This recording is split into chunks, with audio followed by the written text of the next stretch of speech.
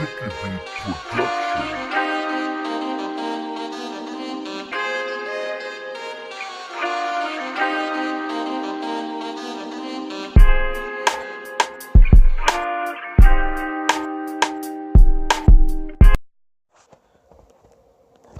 and welcome to another edition of CG Radio, everybody. I am your host, CableGuy.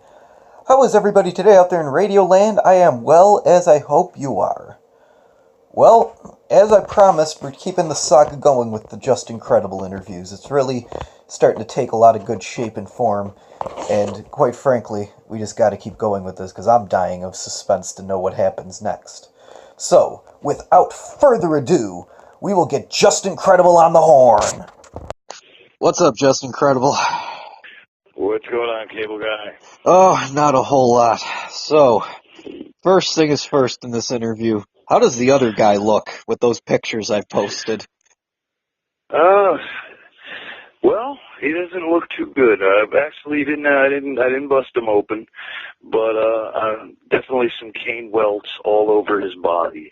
So we had an eventful night in Dallas-Fort Worth area there. Okay, who won? I haven't been able to find out the results yet. That's a hell of a question. I don't remember. All I know is some good-looking young female did her finishing move on me, and I remember laying there for the rest of it. So it was a 4-on-4 kind of melee. Oh, so okay. I would assume they won. Okay. But ask me who they were, and I can draw a blank. When you have that many matches under your belt, man, you just hope to God you come out okay. Nobody got hurt. Yeah, everything's good, and the envelope was right. Okay. You always got to check the envelope. Okay. What? But every day it was a fun match. Crowd was hype. Yeah. It was a great time. Metroplex Wrestling over there in the Dallas-Fort Worth area. Real good people, good promotion, and I had a good time. Good. It was fun. Good turnout. Yeah. They do something unique these days. In pro wrestling, they run weekly. Oh. Which is really hard. Right.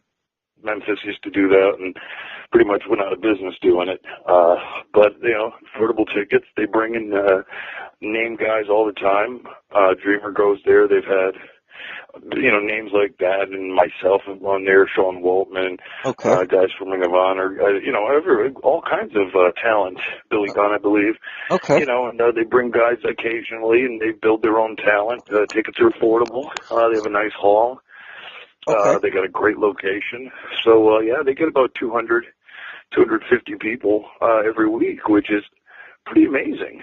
Okay. They have a nice little place set up, little video wall, Okay. Showed the trailer to the documentary and stuff, and they have nice. videos for angles and stuff coming in. Everybody tries to do like a mini WWE these days. Okay. No, they do it cool and old school crowd. Nice. So it was fun, a lot of fun. Okay, well, before we actually get into the movie, I have to make a correction, and this is in an attempt to maintain some sort of journalistic integrity here, where I was incorrect about the ECW One Night Stand story. Okay, now this is not at all running down Tommy Dreamer or Stevie Richards, because Tommy Dreamer I've heard you don't want to mess with in real life, and Stevie Richards obviously is a brave, tough dude to crack JBL for real on the head with a chair, but it wasn't either of them who went after him when they went to go defend the Blue Meanie. Sandman, in fact, still, because this is actually where I heard the stories, it was Tracy Smothers who was who was taking the shots on JBL. And not those. I believe that. I don't know the whole story, man, believe it or not. All I know is Tracy Smothers is one of those guys. He don't play. Oh, yeah, I definitely get that vibe in, like, interviews and stuff like that. And like, he's still doing a lot of, like, these smaller independent hardcore promotions, and it's like... Oh, yeah. Man, you gotta have heart to do that after a certain point in life, not for nothing. Like that, those pictures up there, that's heart, man. Yeah, and I tell you, he's one of the nicest guys in the world, too. But he's loyal to a fault. Give you the shirt off his back, but don't mess with him. Well, clearly... you'll never see that. You'll rarely see that side of him. I don't think I ever did. But he's that kind of crazy. Right. he'll kill you with kindness. He's the nicest soul, man.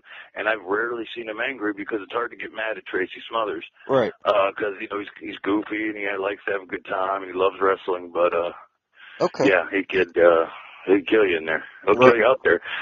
Right. No, getting back into the movie Credible. Let's talk about that. Yes. What's going on with that right now? Well, we're still in production, filming everything. Really, that was just a teaser trailer. We still have a lot of story to tell, and really, only time will tell that story.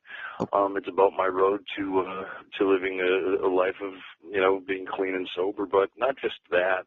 The producer David Gear, who I'm working with, he tried to explain it as really, and the movie kind of explains it itself. The movie The Wrestler, you're a real life Mickey Rourke character, right? In a way, right.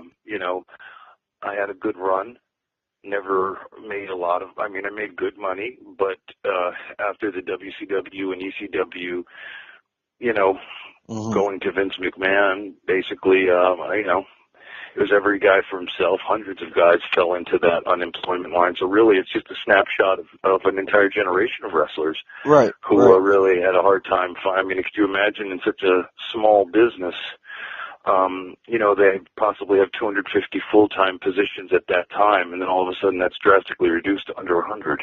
Right. And you're really, and I was lucky enough to get a deal, a 3-year deal out of the ECW closure and WCW closure. A lot of guys didn't get in. So I was blessed. I went back there for the fake ECW and all that. But, it's just a snapshot of a guy who doesn't know anything but pro wrestling, trying to adapt and to recover from drugs and alcohol, which have haunted me for a long part of my career, but shows maybe why the struggles that real life have to come into it, finances, having to get a job, and really, what we do entails so much as far as media.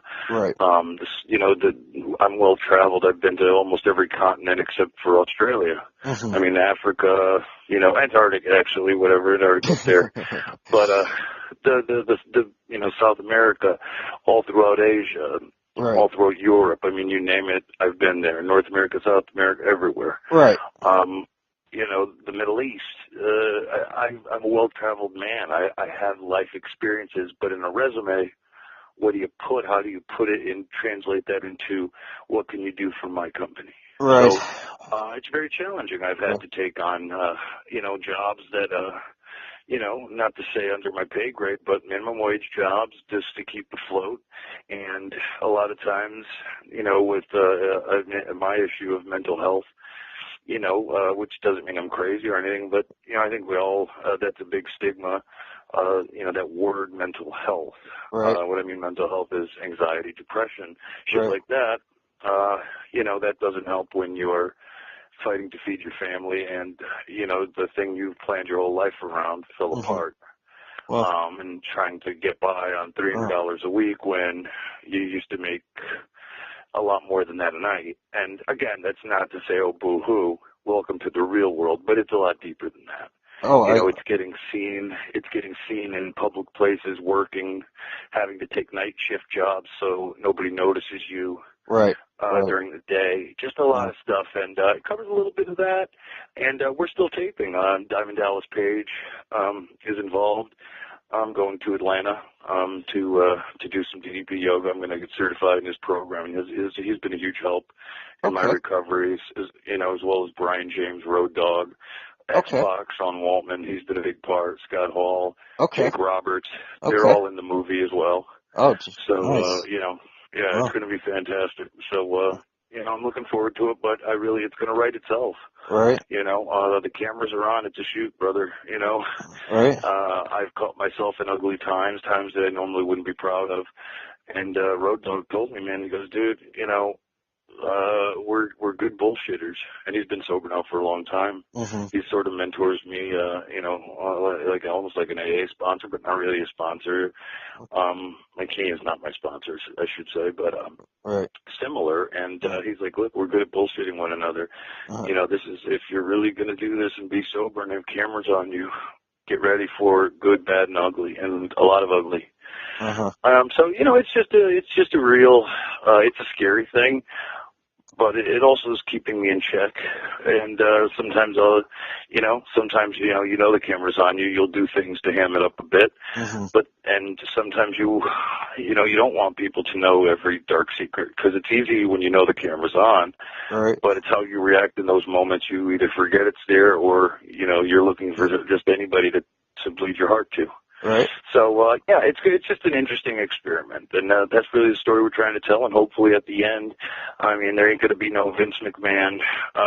You never say never, but there's not going to be a contract waiting for me at the end of this movie for me to go train guys at NXT or anything like that. Right. It's just hopefully me getting back to my health and headed in a direction, better than when I came into this thing. And I think just making the movie itself will be great. Okay. So it's a real film. It's not like a glorified shoot video or a YouTube video. It's got real production, real money behind it.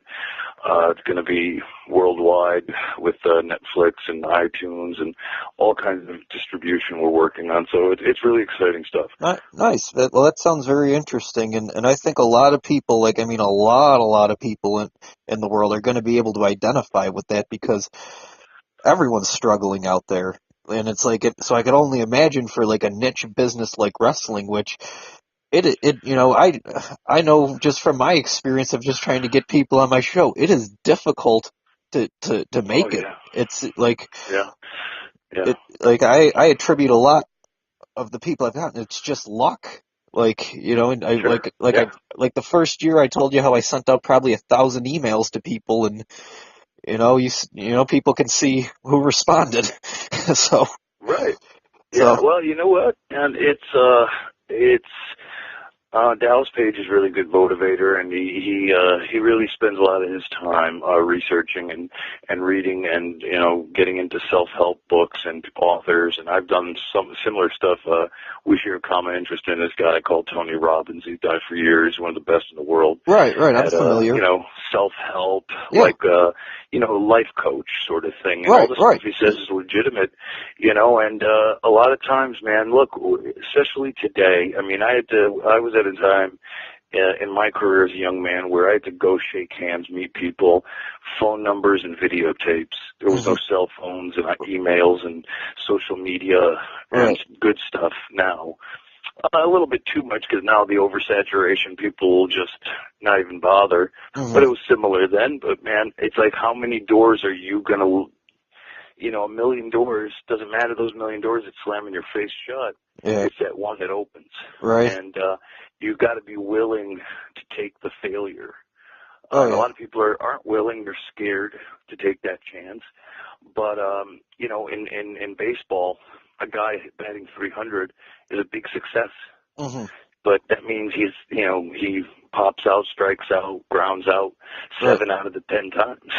Right. So, so if you think about it in that perspective, it's not how many times you hit a home run. It's how many times you just, get on base, and but it takes a lot of at-bats. You know what I mean? And you can't be afraid of, and a lot of times I've been afraid of being rejected, of taking the call, of me. Maybe it's better to not know at all than, maybe the what if, or somebody telling me, no, you're not good enough. Right. Sometimes it's easier to not try because you don't want to even know. Maybe I could keep my ego intact if I don't. Our mind is like that, and it works like that. Right. You're right. It's just it's real intricate stuff that I'm working on. Again, on this journey of improving not myself as a professional wrestler, but as a human being.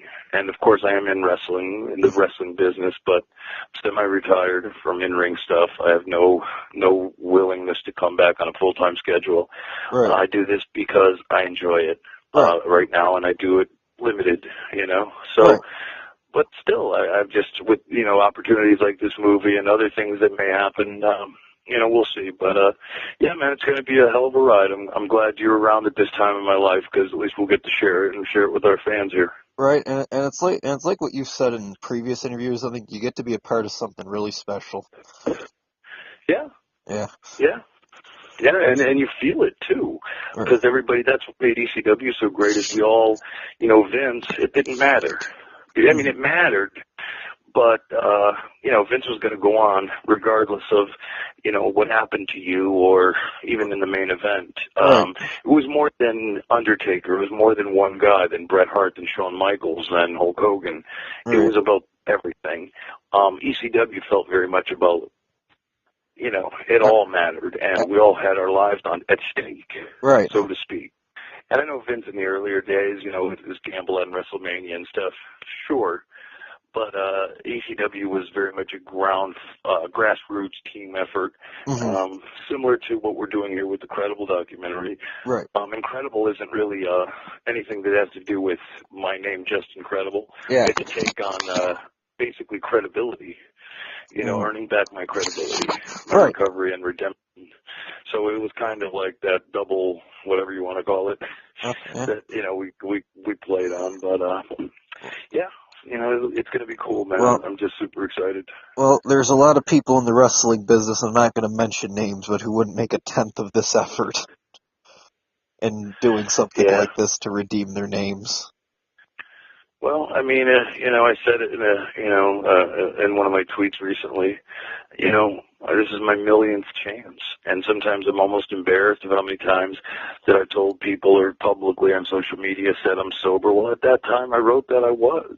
Right. And at that time, that's the tricky thing about recovery is the minute you think you got it, you have a day where I've had 3 months under my belt. Nobody's going to know, man. I'm stressed out. Right. Haven't slept. Man, just a couple of drinks. Nobody's going to know. Right. Who am I going to hurt, right? And you'll get away with it a couple of times, but you can't control it. That's the problem is, and I've got to understand that every time I drink, it could turn bad. Right. And I don't mean bad by, me killing myself or, hopefully not, but, I could end up in a fight or in jail or something stupid may come of it. It's nothing good, put it that way. Right. So is it worth, I've got to refocus and think to myself, is it worth to roll the dice on it becoming really bad? Because now my body rejects alcohol to where a little bit of alcohol, although may not impair someone, for me it just goes, I go from 0 to 100 in a bad way to where I don't remember stuff and I'll say stuff uncharacteristically. It's not a good look for anybody, and that's what alcoholics unfortunately do. And you kind of, I don't know if you casually have a beer or two, or whatever. Right. And say to yourself, it's daunting to say you can never have a glass of wine with a meal again. Right. Or another beer and a hot dog or something you enjoy, on a hot day, have a nice beer or whatever. I can never do that. So it's daunting and it's like, whoa. So it really is that cliche, one day at a time. I can't promise you what's tomorrow, but for today I'm all right. But and then you start the next day. Right. And so on.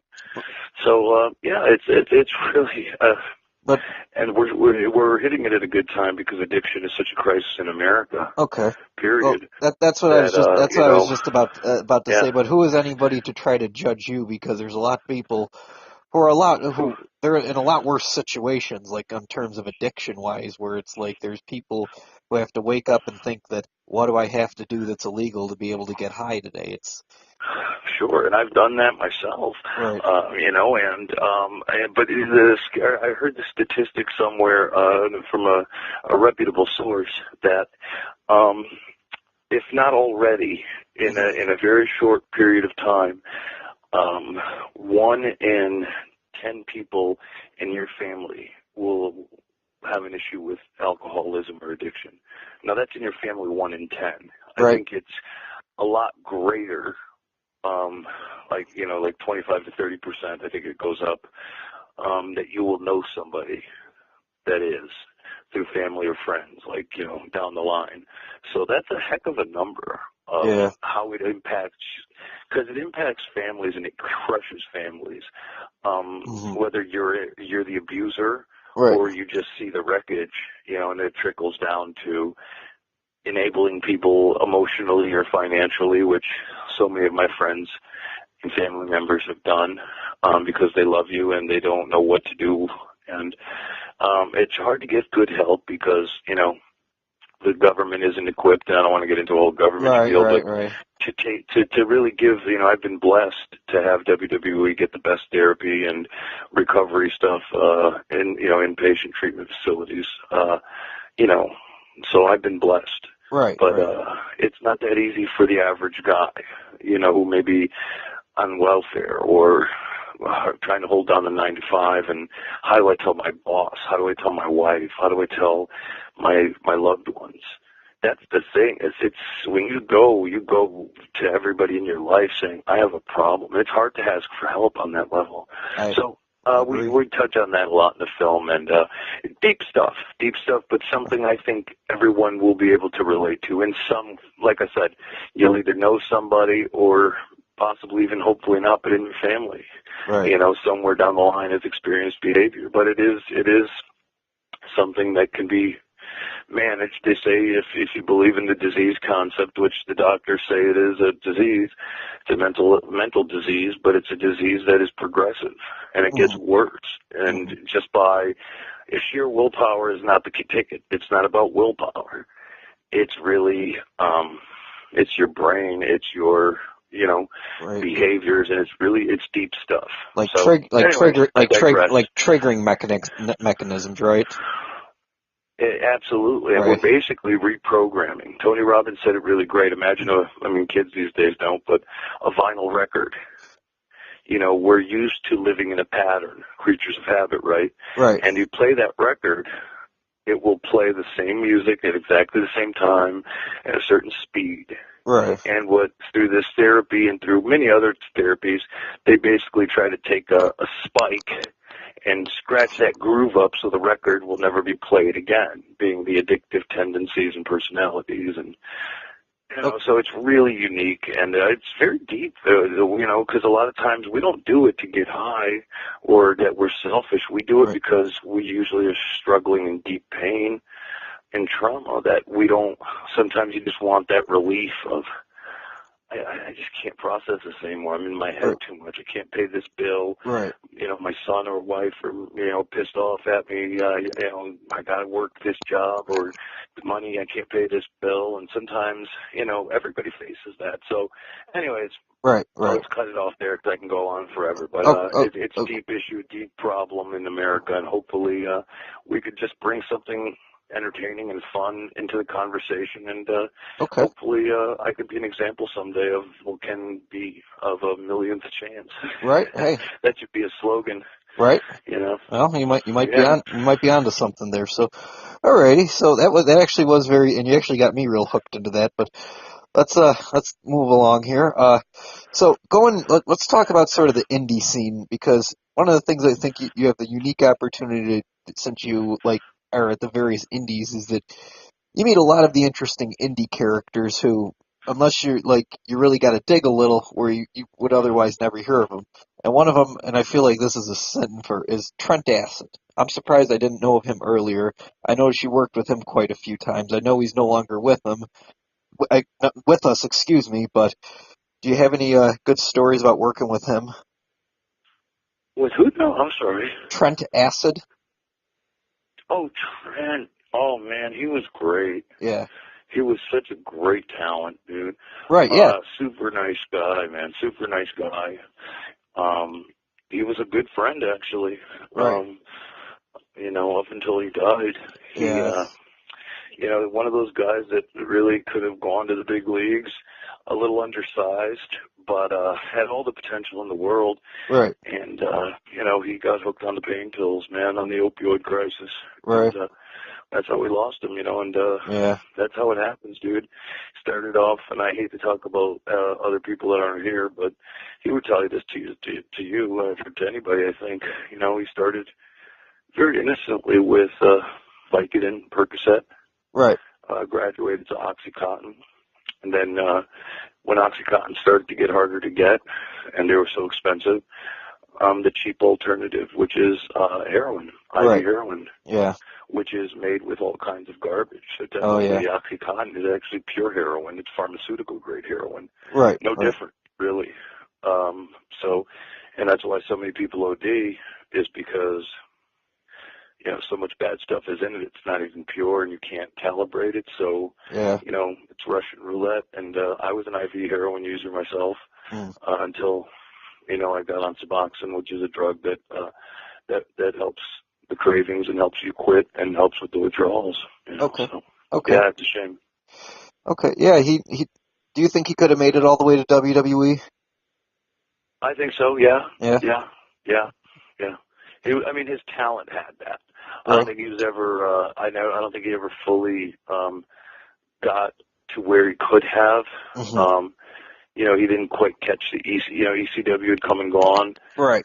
And he was too much of a wreck for Ring of Honor, Right. although he had a lot of stuff with Ring of Honor. Mm-hmm. But to get on a serious kick with anybody at that time, he'd already, you know, I think his demons were getting the best of him. But from a pure talent standpoint, Yeah. absolutely. Okay. Absolutely. Okay, now here's another indie guy. What about Nick Gage? I came across him sort of by accident. Have you ever had any encounters with him? I have not, no. Do you know who I'm talking No, about, believe right? it or not. Yeah, I do. Yeah. I don't remember at least. And I know that sounds really dismissive, but I really don't. Yeah, he he was the guy who robbed the bank and everything like that. So Oh, really? yeah, and he did like 4 years for it, and it's like he's pretty damn believable. No, oh wow, I didn't know all that. Holy cow. Yeah. Nope. You Again, caught me with that one. like not running him down. So Nick, if you're listening, like don't like beat me up or anything, man. I actually want to get him on the show for an interview if you're listening. So, all right, moving along here. What about did they ever try to like have you work with Hulk Hogan ever? I always sort of wondered that because I never got to see you with the Hulkster, but you were sort of No, in and around. Terry and I met Terry when he came through with the NWO in WWE when they came back after WCW in 2001. Mm-hmm. And I actually me, Kev, and Scott and Kid actually smoked weed with Hulk in his room.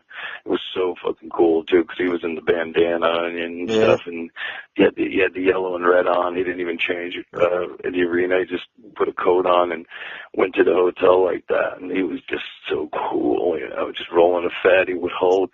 It was surreal. He's a super nice guy. Super nice guy. So the stories are true. He gets down like that, and he knows how to have a good time.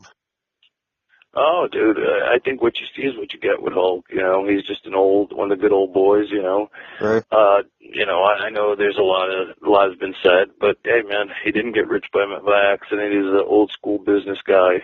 Right. Old school wrestler. He was around in the late 70s in that era. So, yeah, man, he was a very smart businessman. This might make me a bit unpopular to say, but I think it's time to forgive Hulk Hogan. What happened. He was shamed for it publicly. For the racist remarks? Yeah, he probably lost out on a whole bunch of money for stuff. Now let's move on. Well, the funny thing is, and we are at such a point now in our culture where I almost feel uncomfortable talking about race and sexuality because so many hot button topics. Right.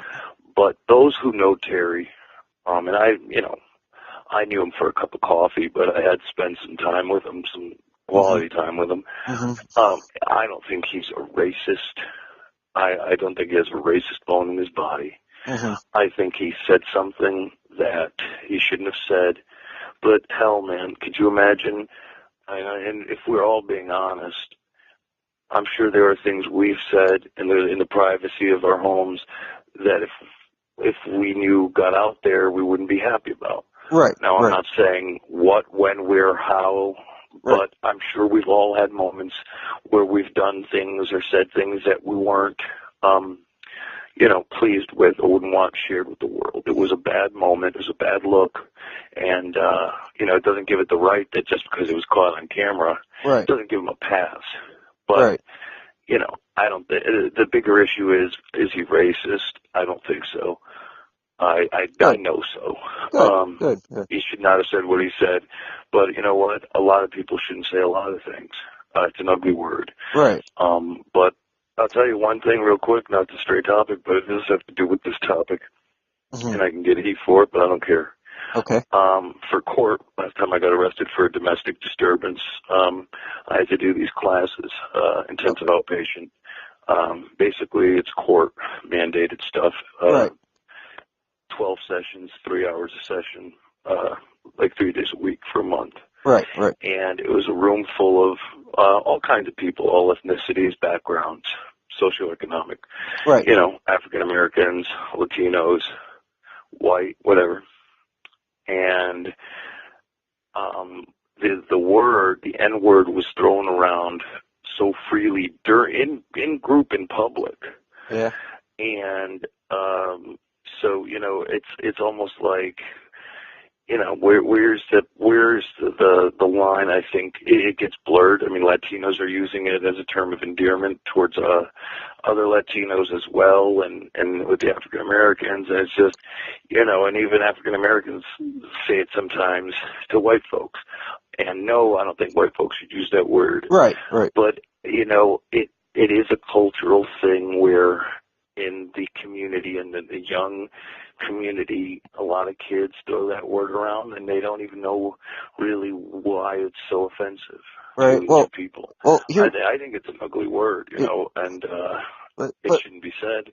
But you got to look in the mirror too, and I think a lot of people that do use it, they say they have the right to. That's fine. It's a whole different ball of wax, but it's a bigger issue. But hell, if we're going to fire everybody that has said something that they regret towards any ethnicity or sexual orientation, none of us would have a job.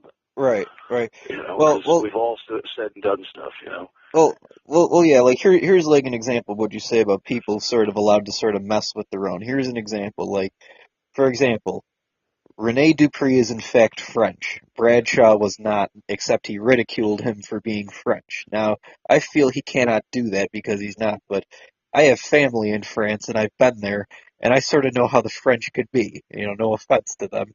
Okay, so it's like, I feel I'm allowed to do that because I have family over there and I've seen it. But for Bradshaw to do what he did, not to get it, to dig up, how he used to rip on him, right? Right. And you get what I'm saying, but also it's like I wouldn't. I do. I wouldn't make fun. I wouldn't make fun of him like that because there's. I always was told make fun of things on people that they can control, so therefore they can change it. Okay, absolutely. Not things they can't control. Yeah. Well, I think we're almost too sensitive now, though. Right. Because I will simply I forgot what I was doing, and I simply said, well, that kid over there, Bob, my son goes, what kid? I goes, the Puerto Rican kid over there. Dad, that's racist.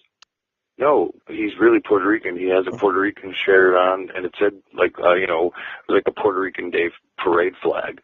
And okay. No, I meant that little Puerto Rican boy. Like, when does that become racist? Like, is that you know what I mean? Yeah. Well, and my son's giving that to me. And I'm like, well, I don't think it is.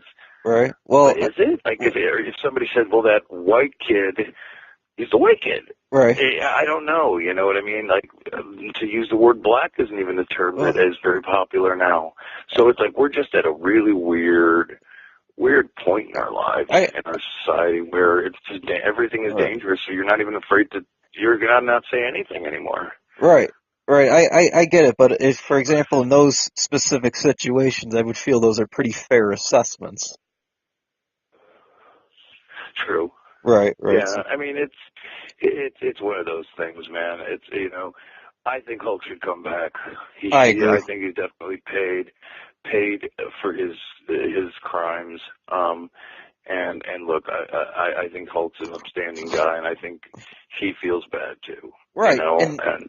And he has apologized profusely. And, sure, yeah.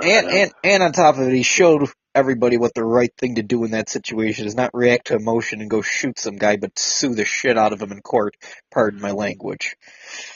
Right. Yeah. So Like that was it the is right what it is. that was the right thing to do. He won, you know. I don't know if he owns Gawker now or not because I think they awarded him a money that they don't even really have, but you know, Right. Right. he did the right thing, and for that, like, you know, it's once again Hulkster showing us the right way, as back in the 80s, 90s, and 2000s. Amen, brother. Amen. I guess you're right. So Hey, I would have sued him too. So. so moving along here. So once again, in doing my research on YouTube, I noticed a match between you and Kurt Angle during the ECW reboot. Did he shoot on you at the end with that submission move? Because he looked like he was like hurting you, like when you were. Nope. No, oh, he wasn't. He was No. nice, nice. Oh yeah, no, everything was fine. Everything Good. was scripted. The headbutt was fine. He asked me if he could, and I said sure. I said just don't kill me. He goes, well, we're Right. gonna make head contact. He just goes, keep your head down, so I Because don't hit you in the nose because he's short. right. Because You know. I've heard some people have rubbed Kurt the wrong way, and like he either could have or like threatened to do it to him. Oh, I'm sure he could if he wanted to. You Right. know, you put yourself in a vulnerable spot, and he could have. Right. But no, Kurt was totally professional with me. You Okay. know, I never really had an issue with anybody, thank God. Right. You know, you know, and I think that speaks volumes for who I was and how you know, conducted myself in my business. But you know, nah, man, he was super cool, super Okay. cool. Okay. So, in your opinion, do you think they should bring back the SmackDown Fest? The SmackDown what? You know the SmackDown Fest on the stage from back in the day? Oh, the set itself. Yeah. Um, why not? I loved it. Yeah. I You love the know, I mean, Fest. I know they're trying to do something different, but I remember when they first brought it out, I was there for one of the first times. Man, that thing looks so impressive live. Right. I mean, it was just something to behold. So, I mean, yeah, I'm sure, I guarantee you that'll be brought out at some point somewhere for a special occasion.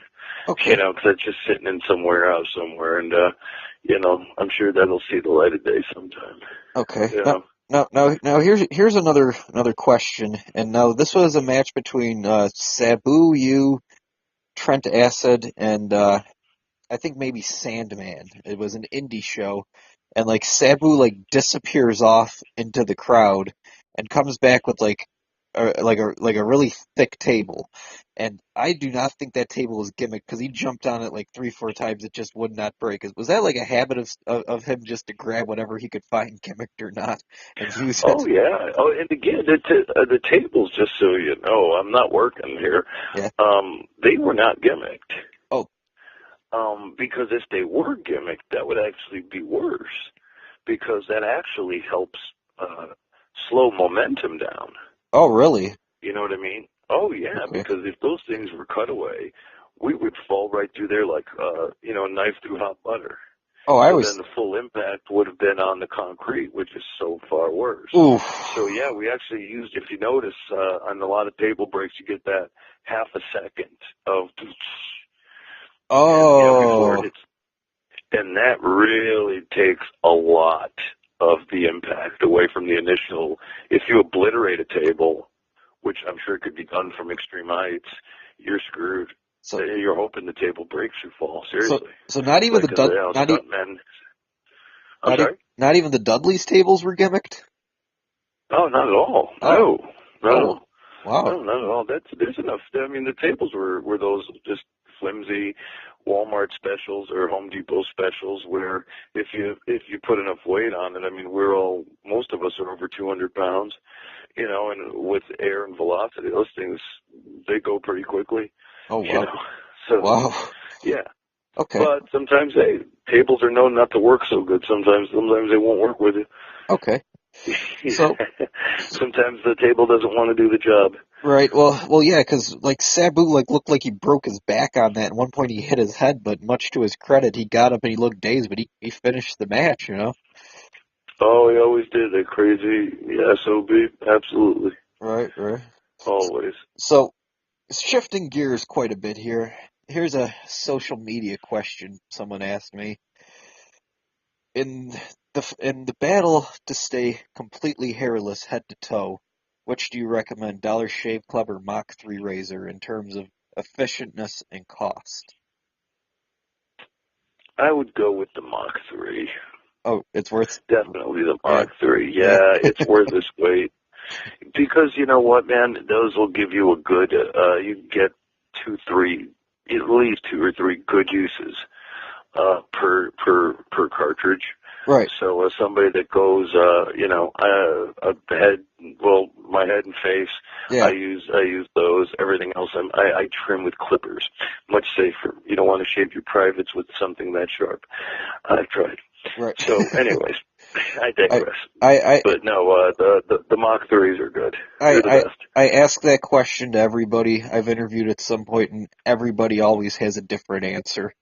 And I always find it... I'm sure they do. Because I've been fighting that battle for years and years and years, and I'm always willing to listen to insight. That's funny. That's very funny. Good stuff.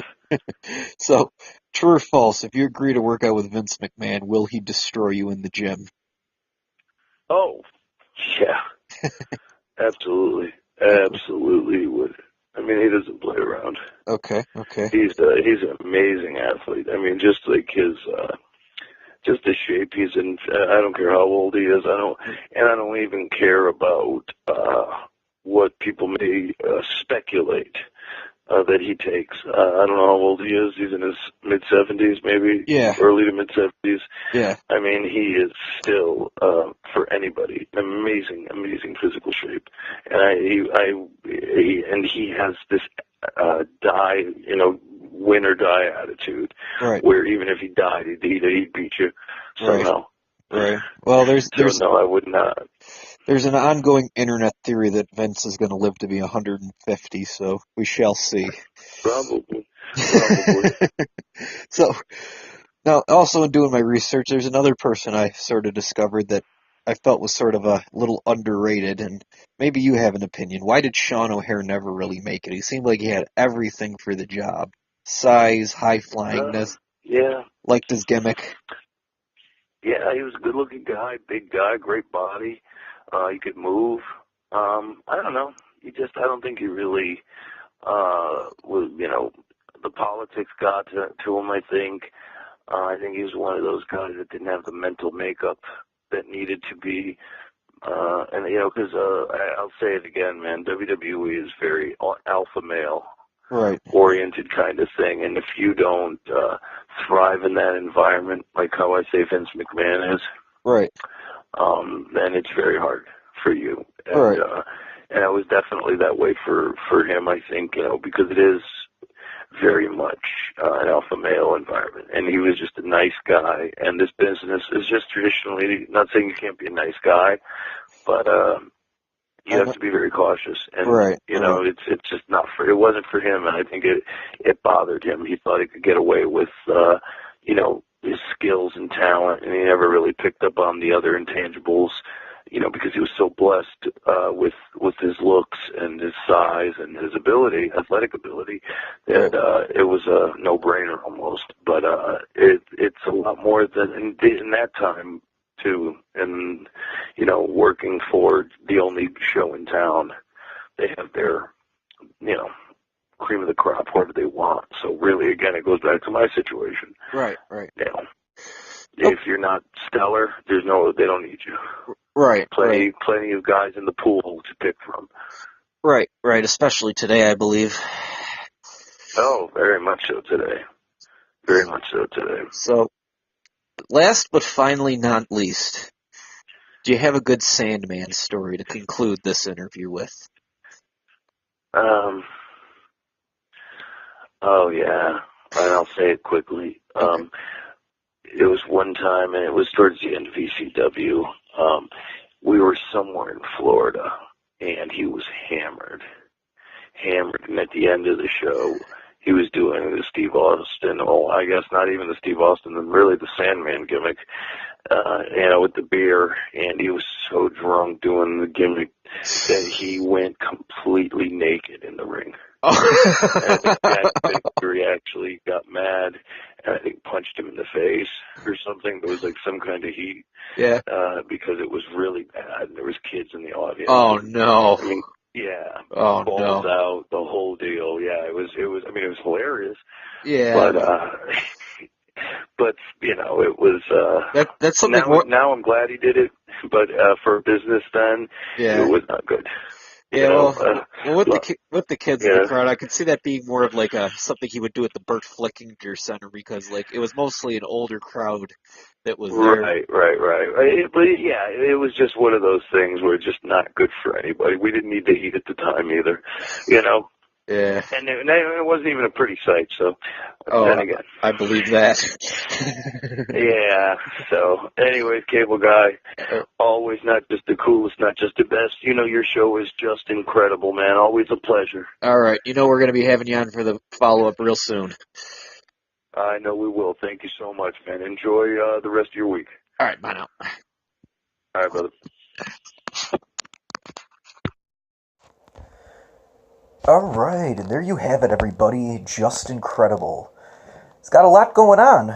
His movies, he's still doing his wrestling shows, as you can see from the photos that I posted. And there's a lot more coming, so Justin will be back sooner before later. So this is Cable Guy, everybody, signing out. Let's all be nice to each other out there.